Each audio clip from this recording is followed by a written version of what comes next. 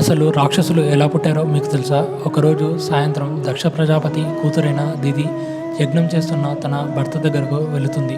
అప్పుడు తన భార్యను చూసిన కశ్యప ప్రజాపతి ఏమిటి అని అడుగుతాడు.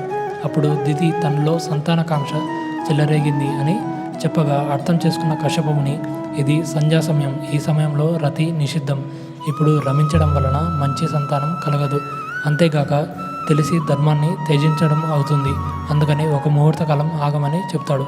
అప్పుడు దితి, నాలోని మన్మధుడు మొదపుటేనుగురు అరటి తోటలో ప్రవేశించి చెలరేగినట్టుగా నన్ను ఉద్రేకపరుస్తున్నాడు, కాబట్టి నా భర్తగా ఇప్పుడు ఇది మీ ధర్మం అని అంటుంది.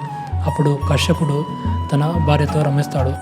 ఆ తర్వాత దితి సంతోషంతో తనకు ఎలాంటి సంతానం కలుగుతుందో చెప్పమని కశ్యప మహర్షిని అడుగుతుంది. సంధ్యా సమయంలో రమించినందువల్ల నీకు పుట్టేవాళ్ళు అపార శక్తి కలవారు, కానీ వాళ్ళు లోకాలన్నింటినీ పీడిస్తూ భయంకర పనులు చేస్తూ ఉంటారు, వీళ్ళ జాతి రాక్షస జాతిగా పేరొందుతుంది అని చెప్తాడు. మీకు కంటెంట్ నచ్చినట్టయితే జై శ్రీకృష్ణ అని కామెంట్ చేయండి.